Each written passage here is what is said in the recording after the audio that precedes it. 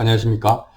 오늘은 육조 해능대사의 그 유명한 구절이죠. 금강경의 구절입니다. 응무소주 이생기심. 이 소리를 듣고 이제 깨달았다고 하지 않습니까? 그래서 이제 해능의 그 응무소주 이생기심에 대해서 여러분들에게 한번 말씀드려 보겠습니다.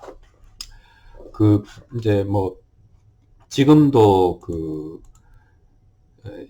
육조대사의 뭐 진신이라 그럴까? 이 몸은 화장을 하지 않고 오치를 하고 뭐 이렇게 입혀가지고 그대로 시신을 보존을 했거든요. 그래서 이제 그 뭐 남화사라고 하는 중국에 아직 있습니다. 그리고 이제 이분이 그 한 얘기를 엮어서 육조단경이라고 하는 경을 이제 편집을 했죠. 그 후학들이, 제자들이. 근데 이제 그 경이라고 하는 것은 알다시피 뭐 부처님의 이야기를 경이라고 하고, 거기에 대해서 무슨 그 각주를 붙이거나 해석을 한 걸 논이라 하고, 그 논에 대해서 또 해석을 한 걸 이제 소라고 하고, 뭐 이런 그런 거 다 이제 학문적인 논평들이죠. 근데 이제 그 스님들의 얘기는 어록이라고 하는데, 유일하게 중국에서 부처님이 아닌데 그 말씀을 경전에 준해서 존중하는 그것 딱 하나 있습니다. 그게 육조단경입니다. 그래서 이 이제 육조해능이 어떻게 보면 중국적인 선의 그 진정한 이제 토착화된 선의 창시자다 이렇게 이야기할 수 있는데, 어쨌든 뭐 그런 불교사적인 개념은 뒤로 하고 해능과 깨달음, 해능과 응무소주 이생기심의 이야기를 한번 해보도록 하겠습니다.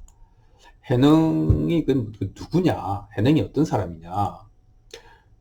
해능은 이제 그 머무르는 바 없이 그 마음을 내라라고 하는 구절에서 깨달았는데, 이것은 어떻게 되는 거냐? 머무르는 바 없이 그 마음이 생겨난다라고 해석하기도 하고요.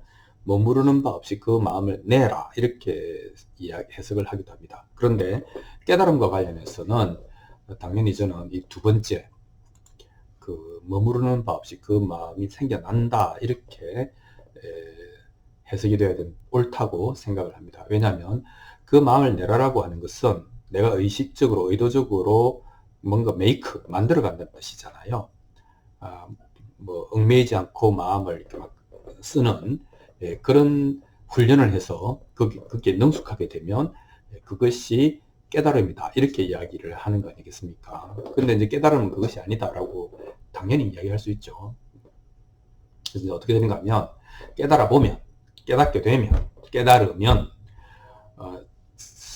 자연스럽게 머무르지 않고 마음이 생겨난다, 그렇게 되게 된다 이렇게 표현하는 것이 옳다라고 생각을 합니다. 왜냐하면 깨달음을 제작할 수는 없지 않습니까? 그래서 메이크가 아니고 become 뭐 이렇게 표현을 하거든요.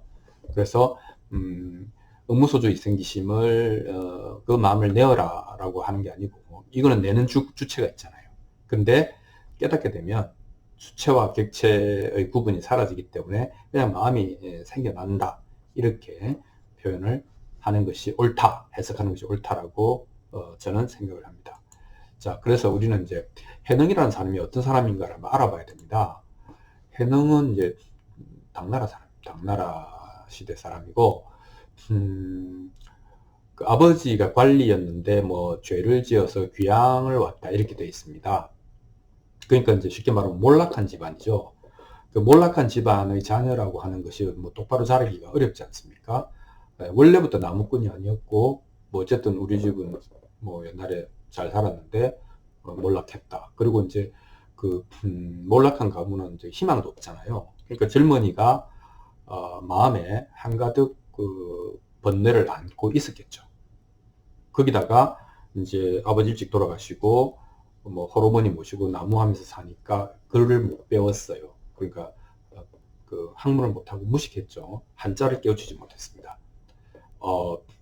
그런데 이제 여러 가지 수수께끼 중에 하나가 해능은 불황무식하고 일자무식이었는데 어떻게 금강경이라고 하는 아주 수준 높은 경전을 이해할 수 있었을까, 이렇게 이야기를 합니다. 그래서 그것은 이해의 문제가 아니고, 문자적 이해의 문제가 아니고 마음의 깨달음에 관한 문제이기 때문에 가능하다, 이렇게 얘기를 하는 겁니다. 그래서 이제 이 사람이 20대 때 그 나무를 해주고, 그죠? 그 나무를 이렇게 그 택배를 하러 갔는데 여관에서 나그네가 금강경 읽는 소리에 관심이 생겨서 이게 무슨 뜻입니까? 아니 그 소리를 듣고 마음이 열려서 이 얘기를 어디서 배울 수 있습니까? 라고 하니까 이제 오조홍인을 거기 가서 배워라라고 소개해 줬죠. 그렇게 해서 이제 오조홍인에게 가게 된 거죠. 근데 이제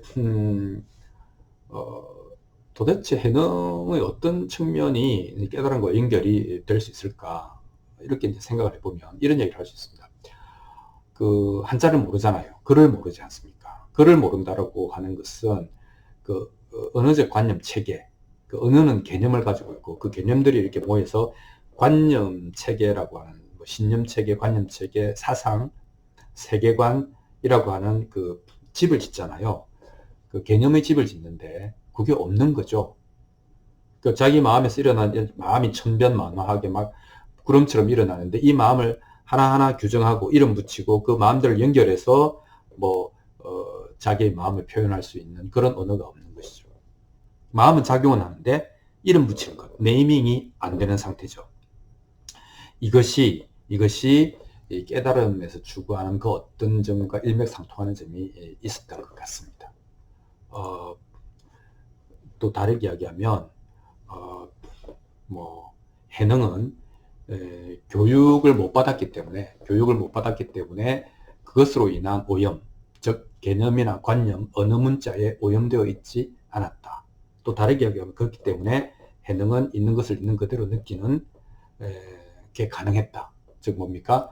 마음이 해석체계, 언어와 문자 중심으로 그 관념 지어진 해석체계가 따로 있지 않았기 때문에 이것은 이것이다 라고 규정하고 낙인 찍을 관념체계가, 해석체계가 없었기 때문에 그 왜곡을 받지 않아도 되었다라고 하는 것입니다. 그래서 금강경의 하고 많은 구절 중에 이제 응무소주 이생기심이라는 구절이 나왔잖아요. 그거는 해석을 해주면 알아들을 수 있는 거죠. 왜냐하면 이해를 하는 게 아니고 자기 마음이 그런 식으로 생겨나고 사라지는 것을 언어가 없으니까 관찰만 하잖아요.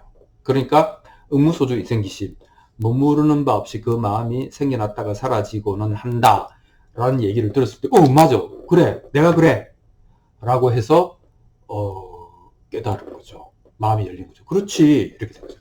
유레카, 이렇게 된 겁니다. 그리고 이제 홍인을 찾아가서 그 공부하는 과정 자체는 확인하는 과정이라고 할 수 있겠습니다. 그러니까 지식이 가득한, 개념과 관념으로 가득 찬 지식인들은 응무소주 이생기심, 그러면 그것도 머리로 이해하는 거죠. 그렇지, 그래야지, 마음이 얽매이면 안 되지, 머무르면 안 되지 라고 하지만 그거를 실감할 수는 없는데, 아까 이야기한 해능은 일자무식이었기 때문에 마음이 작용은 하는데 거기에 이름을 붙여놓지 않았지 않습니까? 그러니까 마음이 어디에 머무르지 않고 근거하지 않고 생겨났다가 사라져가는 모습들을 그대로 볼 수 있는 것이었죠.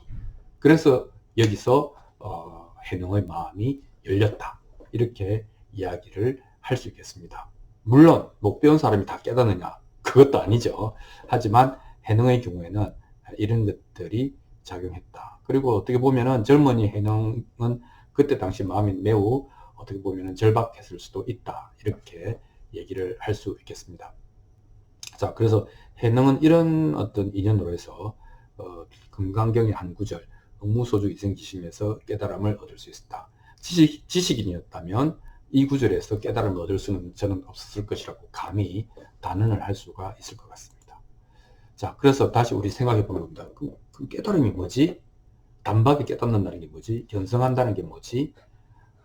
근데 이제 우리는 뭐 여기까지는 너무 전문적이고, 그 깨달음이라고 하니까 어쨌든 마음의 번뇌를 없애주는 하나의 솔루션인데, 그 깨달음이 뭘까라는 생각을 해보게 됩니다. 이제 그 6조 이전도 그렇고 그 이후에도 그렇고, 그러니까 해능 이전에도 그렇고 해능 이후에도 그렇고, 중국에서 이제 그 불교가 전래된 이래로 특히 당나라 시대 이럴 때는 어마어마하게 이제 뭐라 그럴까, 불교는 어떤 신문물, 신학문이었거든요. 그러니까 뭐 거의 신과학 운동 같은 그 조류였습니다. 하나의 메인스트림이었는데, 그러니까 당대의 그 유교 가문에서 자란 한자 교육을 철저하게 받은 당대의 지식인들이 다 불교를 한마디씩 할 수 있었어야 됐습니다. 그것은 뭐랄까 필수 교양이라고 할 수 있죠. 근데 한자라고 하는 것이 또 이제 관념, 개념 언어잖아요. 이것으로 잔뼈가 굵은 이제 지식인들은 불교를 학문으로 받아들일 수밖에 없죠. 그러니까 그 개념, 그 불교적인 세계관, 이런데 그 관념적으로 물이 깊게 드는 겁니다.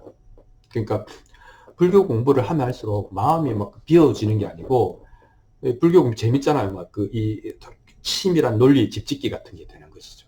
그래서 이제 관념의 집을 아주 무겁게 지어놨는데, 그건 어떻게 되겠습니까? 삶도 버거운데 관념까지 보태서 더 무거운 어깨가 더 무거워진 것이죠. 그러니까 어떻게 됩니까? 실존적인 깨달음이나 뭐 실존적인 자유하고는 거리가 많이 떨어진 것이, 멀어진 것이죠. 그렇게 해서 불교를 배울 수는 있는데, 학문으로서 배우긴 했는데, 그것이 깨달음과 자유로 이어지지는 않았다. 이렇게 말을 할 수가 있겠습니다. 그러다 보니까 이제 내가 불교에 대해서 좀 안다, 이렇게 뭐 그 말장난을 하게 될 수도 있는 것이죠. 자, 그러나 그 중에서 막 30년, 40년 어떻게 보면 허송세월에 가까운 긴 인생을 허비해서, 그러나 목숨을 걸고 이제 절박하게 수행한 조사들 중에는 이제 깨달은 사람들이 있었는데, 이 사람들의 과정을 보면 그 내가 가지고 있던 그 뭐 이 세속적인 지식뿐만 아니라 불교에 관한 지식조차도 그건 다 관념이었다. 이 생각이 진정한 방해물이었다.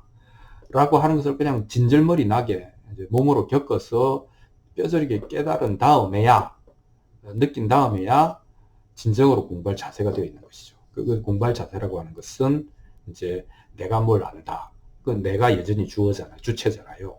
그러니까 이런 프레임으로는 내가 영원히 생각의 집짓기밖에 할 수가 없구나. 자유를 얻을 수가 없겠구나. 라고 이제 하는 데까지 가야 비로소 좀 준비가 된 거다. 이렇게 이야기를 할 수 있겠습니다. 그래서 그 이제 무슨 뭐 어떤 그 학자들은 이런 표현을 씁니다. 선이라고 하는 것이 결국은 모든 정신력의 완전한 소진, 완전히 희망이 없어질 때, 야, 이런 공부로는, 이런 축으로는 불가능하다라고 알게 되기까지 완전하게 내 정신력을 소진하고, 그 다음에 개념적으로 세계를 인식한다 라고 하는 것, 내가 안다, 깨닫는다, 뭐 진리를 획득한다 라고 하는 개념적으로 세계를 인식하는 것을 완전하게 그리고 자발적으로 포기하는 단계. 배째라는 아니고 하여튼 내가 어쩔 수 없다. 내가 어떻게 할 수 있는 일이 아니다 라고 이제 완전히 포기가 되면, 그때 이제 나라는 에고가 죽는 것일지도 모르겠습니다. 자, 그렇게 되면 그때 비로소 새로운 지평이 열리는데, 또 이 지평을 말로 설명하려고 하면 또 잘못되는 거다. 이렇게 이야기를 할 수가 있겠습니다. 그래서 깨달음이란 뭐냐? 결국은 인간이 언어 때문에 이제 그 만물의 영장이 되었는데, 또 이제 부작용도 있죠. 그래서 언어가 만들어낸 개념이나 관념이 그 관념으로 우리가 오염되어 있는데, 그 오염을 디톡스, 그죠? 그 디톡스하는 것이다. 디톡스 된 상태를 우리가 깨달았다. 이렇게 이야기를 할 수가 있겠습니다. 자, 그러니까 이제 오늘날 우리 마음 공부하고 이제 비추어 보면, 이제 우리는 마음 공부를 필요로 하기 이전에 뭐 마음을 좀 알아봐야 되겠다라고 생각하기 전에, 우리는 뭐 과외부터 시작해서 어마어마하게 많은 지식을 이제 습득하지 않습니까? 그러니까 단어, 개념, 관념 체계, 그다음에 어떤 프레임이죠. 어떤 사상 또는 뭐 어떤 그 관념적인 프레임에 사실은 많이 갇혀 있죠. 그래서 우리가 옛날에 그 중국의 지식인들이 갇혀 있던 그 언어와 관념의 프레임에 갇혀 있던 것하고 똑같습니다. 더하지요. 그래서 우리는 해석을 거치지 않고, 해석이라고 하는 왜곡 과정을 거치지 않고 사물을 있는 그대로 볼 수 있을까? 그렇게 되면 깨달음이다. 이렇게 이야기를 할 수 있고, 그렇게 되기 위해서는 언어가 만들어낸 혹은 나의 경험과 확신이 만들어낸 해석의 왜곡 체계를 이해하고 벗어날 수 있어야 된다. 그때 비로소 진정한 깨달음이 가능하다. 준비된 것이다. 이렇게 이야기를 할 수 있겠습니다. 자, 오늘은 해능은 일자무식이었는데 어떻게 금강경의 한 구절 억무소주 이생기심에 눈을 뜨게 되었는가. 해능이었기 때문에 눈을 뜰 수 있었다. 이렇게 이야기를 할 수 있겠습니다. 여기까지 하겠습니다. 고맙습니다.